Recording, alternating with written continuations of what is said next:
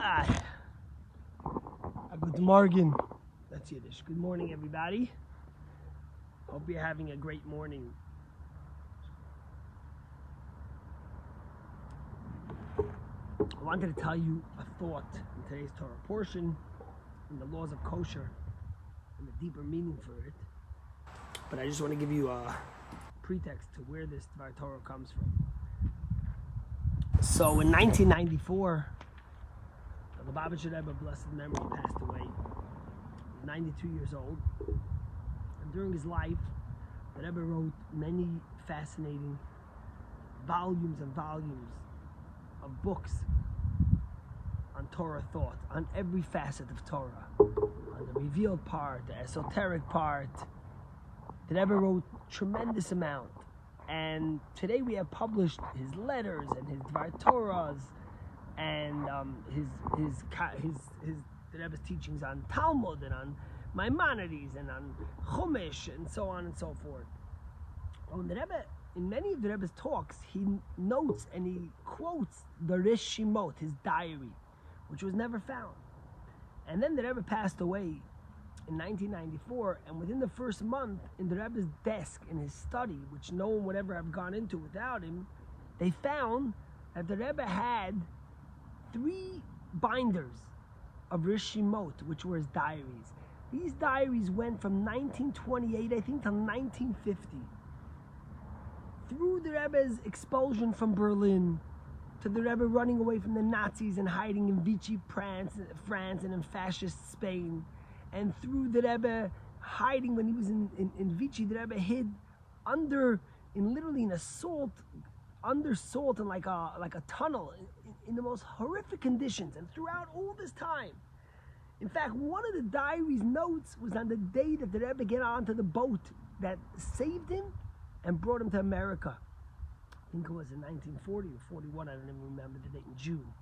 But the point is that throughout all this time, in the Rebbe's most horrific and dangerous moments, the Rebbe kept these diaries with him and wrote in very small letters and very neat his ideas and his thoughts on Torah. And one of those thoughts, which was written very briefly, is what I want to share with you and is so critical. Okay, you're listening in. In today's Torah portion, Moses repeats the laws of kosher. And in the laws of kosher, he speaks about animals and that they need split hooves, and they need to chew their cud. He speaks about birds, but he also speaks about fish. And Moses tells us that when it comes to fish, any fish, any fish that has fins and scales in the water, that's the ones that a Jew is allowed to eat. I know you want to tell me you're not kosher, you're kosher inside your house, you're kosher outside your house, you're kosher on Tuesdays, you're kosher on Mondays. The reality is that the laws of kosher are the laws of kosher. We should know them and we should strive, to keep them and to cherish them. So the Talmud says a quote in Masechta Nida, and the Talmud says like this. The Talmud says, listen, any fish that has scales has fins. Any fish that has kaskeset, that has scales, has fins. Now, what's fins? Fins are the little things that allow you to swim. Scales is the body armor. It's the things on your body that protects you while you're swimming. So comes along the Talmud and says any fish that has scales has fins.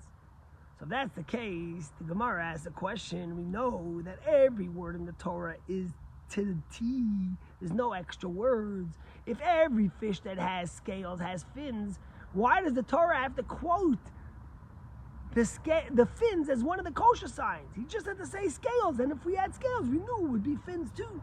What's the detail to tell us, oh, you need fins and scales? Obviously, if you have scales, you have fins. Good question, right? Especially when we know in the Torah every word is detailed. Comes along the Talmud and says the reason why it does it, and the Rebbe quotes there, is Yagdil Torah v'Yagdira, to make the Torah great, bigger, and greater. The question is, the Rebbe asks, what does this mean? Because we add one more word and one more condition to kosher fish that makes the Torah greater? That makes the Torah bigger? What's going on here? And the Rebbe says like this. We all know the famous story of Rabbi Akiva, that when the Romans forbade learning Torah, and someone caught Rabbi Akiva learning Torah, and he said, Rabbi Akiva, are you kidding me? What are you learning Torah? Your life could be in danger. You could be put to death. The Romans forbade it. So Rabbi Akiva gave him an example. He says, there's a story about this fish that was swimming in the water, and it was swimming ferociously back and forth, trying to run away from the net of the fishermen. And comes along a fox, and a fox sees it and smiley while he says, hey, come here, right here on the dry land, near the tree, I have a place for you. The fishermen can't catch you. Come out and I'll protect you. And the fish looks at the fox and says, fool, if I stay in the water, there's a chance the fisherman catches me. There's a chance he doesn't. A chance I live, a chance I die. But if I go out onto dry land, there's no chance I survive. I die, because a fish without water can't live. And Rabbi Akiva said the same thing as with the Jew. A Jew without Torah can't survive. So if I study Torah, there's a chance the Romans catch me, a chance they don't catch me. But if I don't study Torah, I have no life. And throughout our ages, from that time, the metaphor has been that the Jew is like the fish in the water, water being the Torah, and the Jew being the fish. So the Rebbe says that this is really a metaphor for something much deeper. Throughout our ages, the Jewish people have always been in the ghetto, has always been in their own community, segregated from everyone, because the world didn't allow us to integrate. You couldn't get into the best universities. You couldn't get into the best schools. You couldn't live in the best parts of town. That was not allowed for a Jew. But then came the Enlightenment movement, when suddenly the world allowed us. You were able to go to universities. You were able to live wherever you wanted. You were able to be just like the Gentiles. And there became a big argument amongst Jews. Should we be individualists or particularists? Universalists or particularists? Should we be Jews that want to integrate into society? We want to be like everyone else. We want to be part of the culture of the world and be like the world around us and influence that world and be like them. Or no, we have to be our own. We have to be unique. We have to be different. We have to be Jewish people and have an influence on the world through that. Should we be particularists focused on within our own, or should we be universalists? Says the Rebbe, and this is the argument of the fins and the scales. What does scales do? Scales is our armor. It protects us. It's the Jewish law, the Torah, the mitzvahs, all the things that we do that protect us and keep us who we are, keep us with our unique identity of the Jewish people. And then there's the fins. The fins allow us to swim. They allow us to go. They allow us to swim out to the world. Says the Rebbe, the argument has always been the ones who wanted to be universalists. They looked at the Jews in the ghetto. They said, what are you doing? Finally, we could get out of the ghetto. We could be like everyone else. They're letting us integrate. They're letting us assimilate. They're letting us be like every other nation. Why are you being different? Why are you wearing a yarmulke? Why are you being tzitzis? There's the old adage of Rabbi Abraham Twersky when he's the big therapist, a great rabbi. He has a big square white beard, and he wears a Hamburg, a big hat on his head. And one time he's sitting on a plane, and this Yiddish woman, an old woman, comes over to him and speaks to him in Yiddish, and she starts telling him, "Du shemtzich, you're not embarrassed. Look at the way you dress, so old-fashioned. You're so in this old world. You're an embarrassment to our people." She's going on and on and on. And Rabbi Twersky, who's an American boy, suddenly puts on this heavy accent and he says, "Excuse me, what are you talking about? I don't understand a word you say. I'm Amish." And the woman says, "Oh, you're Amish. I'm so sorry for what I said. That's so beautiful that you keep your traditions and your cultures. It's so special." So Rabbi Twersky looks at her and says, "So now let me tell you, if I'm a Jew and I keep my traditions and my culture, then I'm a shamda. But if I'm an Amish person and I keep my traditions, then it's so beautiful." So that's been the argument. Do we stay to ourselves and be distinct and be unique and be different, or do we become like everyone else?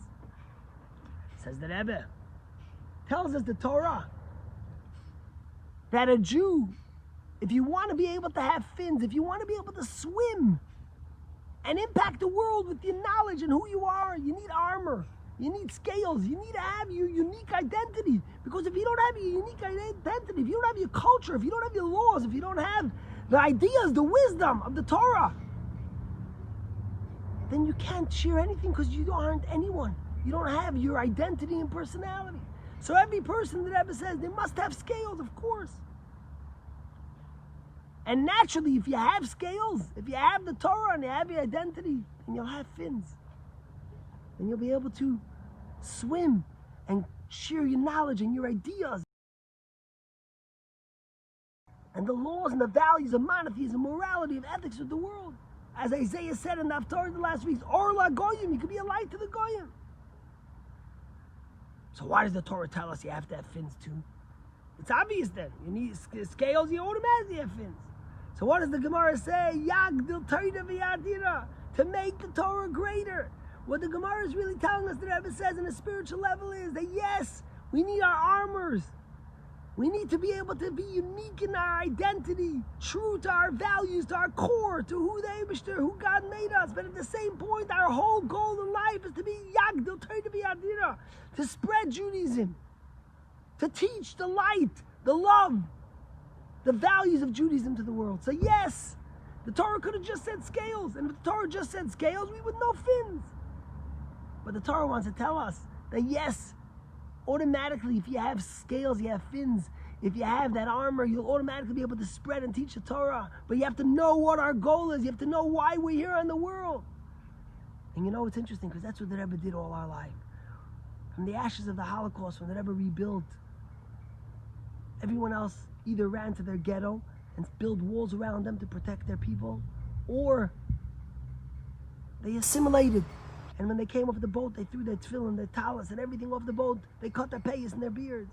But the Rebbe taught us as Chabadniks and tried to inspire the world that yes, you could be true to your values. You could be at your core and at your essence and at your very being, be a Jew and be proud and be different, and yet impact the world, and yet have fins. My friends, remember these things. If you want to impact the world, you can't give up your individuality. You can't give up your morals, your ethics, your Torah, your values of who we are that our parents have kept for so many years. Have a great day. See you soon.